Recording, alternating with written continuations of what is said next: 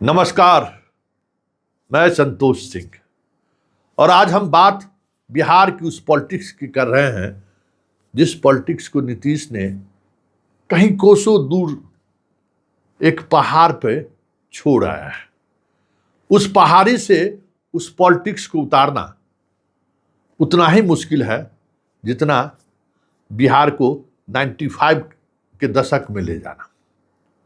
हम बात उस पॉलिटिक्स की करने जा रहे हैं जिस पॉलिटिक्स की बेचैनी इन दिनों बड़ी तेजी से देखने को मिल रहा है। जदयू में भी, बीजेपी में भी और एनडीए के घटक दलों में भी बड़ी तेजी से ये चीजें फैल रही हैं। जरा जीतन राम मांझी के इंस्टीट्यूट को देखिए। 25 तारीख को जगदीशपुर में बहुजन समाज की रैली हो रही है।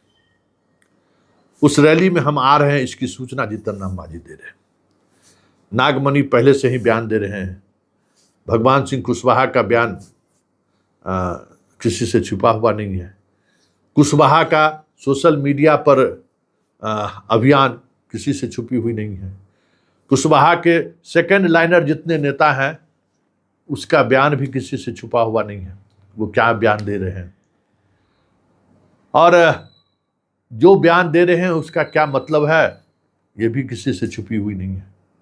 तो ब्राह्मण तो ये पॉलिटिक्स चाह ही रहा है कि कास्ट की पॉलिटिक्स एक बार आ जाए, क्योंकि कास्ट की पॉलिटिक्स आएगी तो ये जो बहुजन की पॉलिटिक्स है ना वो कमजोर पड़ेगा।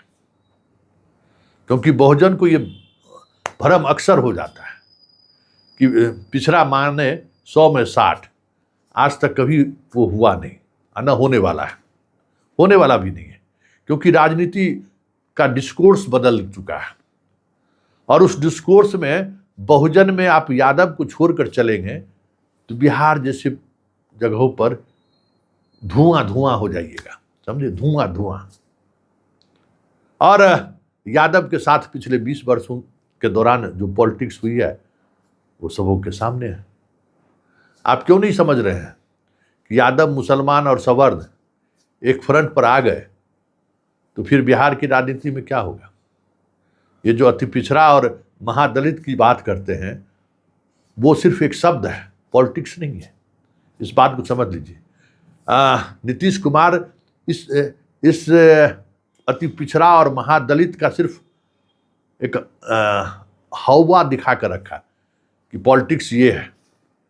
वो सिर्फ दिखाने की कोशिश उन्होंने की, जबकि जमीनी हकीकत यही है कि ये पॉलिटिक्स जीत में नहीं बदल सकता है। इस पॉलिटिक्स को जीत तभी मिलेगी जब सवर्णों का साथ मिलेगा। ये भी एक फैक्ट है।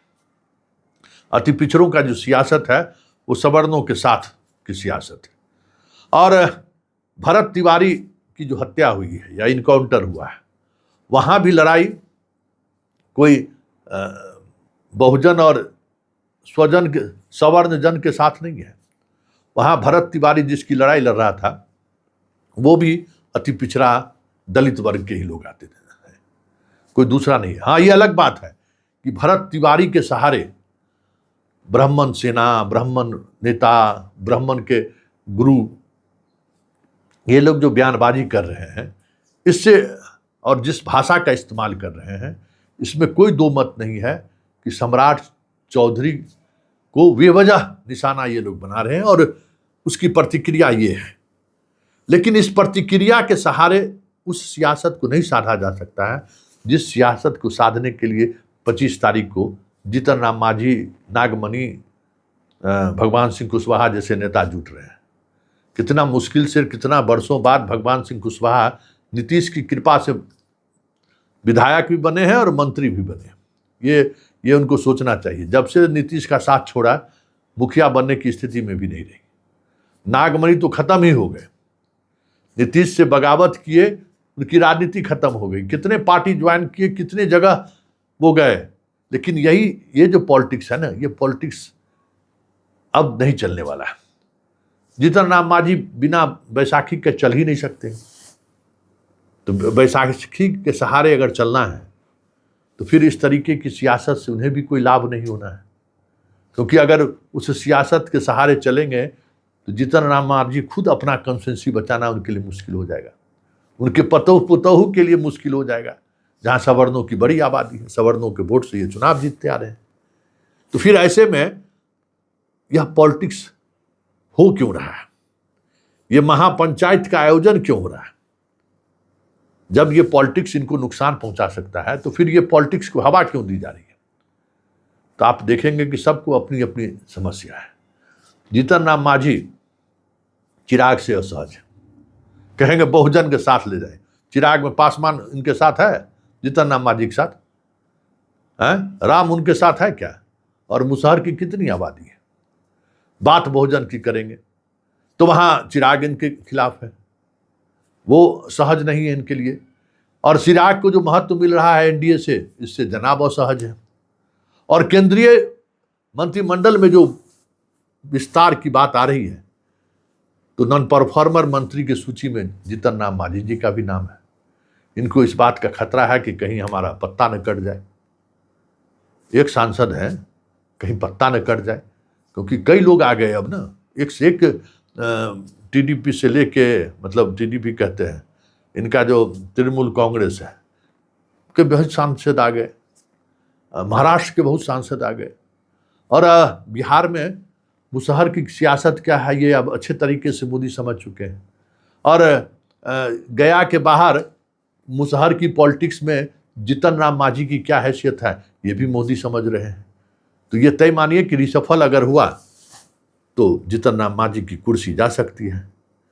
तो ये जो महापंचायत है, संकेत है कि हम दबाव बनाए बीजेपी पर, हम दबाव बनाए उस पॉलिटिक्स पर जिस पॉलिटिक्स को लेकर बीजेपी असहज हो सकती है। बीजेपी कास्ट की पॉलिटिक्स से बचना चाहती है, लेकिन जीतन राम मांझी जैसे लोग, नीलमणि नागमणि जैसे लोग, भगवान सिंह कुशवाहा जैसे लोग, ये पॉलिटिक्स से सूट करता है, लेकिन इससे बीजेपी सहज नहीं महसूस करता है। बीजेपी तो धर्म की पॉलिटिक्स के सहारे आगे बढ़ना चाहता है।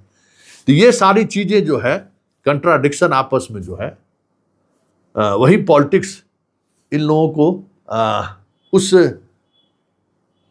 नैरेटिव में फिट नहीं बैठने दे रहा है, जिस नैरेटिव में फिट बैठाने को लेकर मांझी जब मुख्यमंत्री थे ना, तो झंझारपुर गए थे, तो वहाँ से आए तो कह दिए कि पंडित जी सब लोग जो है सो हम निकले और पूरा मंदिर साफ कर दिया, और उसके बाद नीतीश कुमार भी इनको साफ कर दिया। अब वो राजनीति नहीं चल सकती है, राजनीति की दिशा बदल चुकी है, राजनीति का पूरा डायनामिक्स चेंज हो चुका है। पिछड़ा मांगे 100 में 60, ये बात अब सिर्फ नारा लगाने वाली बात रह गई।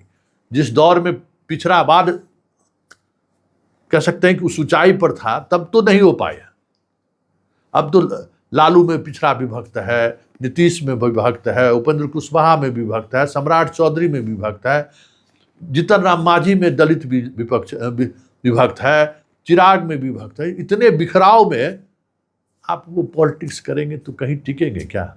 वैसे ब्राह्मणों ने जो किया है और उसके प्रति उत्तर में जो कुछ भी होना है, देखना दिलचस्प होगा कि सार्वजनिक मंच पर ये जनाब लोग कहते क्या है, क्योंकि उसके बाद सियासत बिहार की बदलेगी तो नहीं, लेकिन सियासत में वो उठापटक होना शुरू होगा जहां बीजेपी असहज रहेगी, असहज महसूस भी करेगी।